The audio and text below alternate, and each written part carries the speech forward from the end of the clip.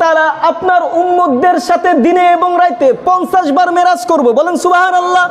কিভাবে আল্লাহ তাআলা মেরাজ করবেন? আল্লাহ তাআলা দিনে এবং রাতে তার উম্মতের সাথে 50 বার মেরাজ করবেন। আল্লাহ তাআলা 50 ওয়াক্ত নামাজ মুহাম্মদের উম্মতদের জন্য ফরজ করে দিলেন। কয় ওয়াক্ত নামাজ বলেন? 50 ওয়াক্ত নামাজ যখন আল্লাহ তাআলা ফরজ করে দিলেন, আল্লাহ তাআলা তার প্রিয় হাবিবকে বলতেছেন, এই 50 ওয়াক্ত নামাজ আপনার উম্মতেরা পড়বে। আমি আল্লাহ তাআলা নিচে যখন আপনার উম্মতেরা নামাজের ভিতরে দাঁড়াইবে, আমি আল্লাহ তাআলা আপনার উম্মতের সামনে যাব, সামনে গিয়ে সরাসরি আমি আল্লাহ তাআলা নামাজের ভিতরে তার সাথে কথা বলবো, বলেন সুবহানাল্লাহ।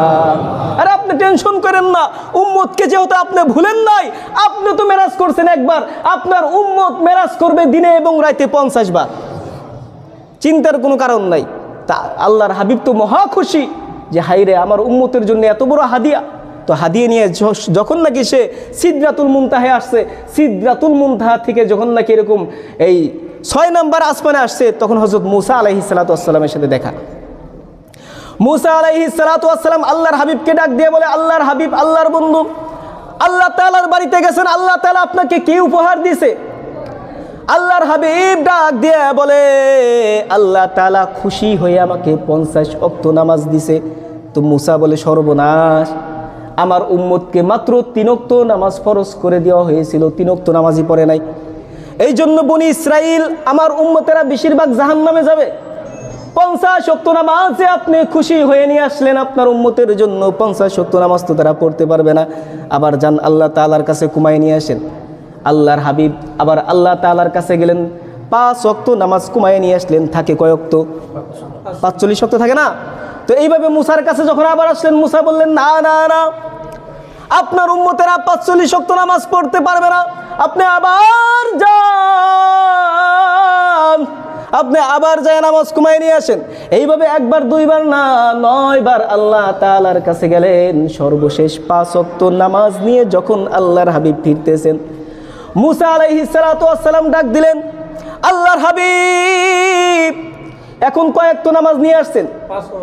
আল্লাহর হাবিব ডাক দিয়ে বলে, 5 ওয়াক্ত নামাজ আমি আমার উম্মতের জন্য নিয়ে যাই। মুসা ডাক দিয়ে বলে, 5 ওয়াক্ত নামাজও আপনার উম্মতেরা পড়বে না, তা আপনি আরো কুমাইয়া নিয়ে আসেন। যতবার গেছে ততবারই 5 ওয়াক্ত করে কুমাইছে। আল্লাহর হাবিব চিন্তা করলেন, এখন যদি আবার আল্লাহ তাআলার কাছে যাই, 5 ওয়াক্ত কুমাইয়াই দিব, তাহলে আমি আমার উম্মতের জন্য কিছুই নিতে পারবো না। আল্লাহর হাবিব বলল, না না না, আর যাওয়া যাবে না। মুসা বলল, এই 5 ওয়াক্ত নামাজও আপনার উম্মতেরা পড়বে না।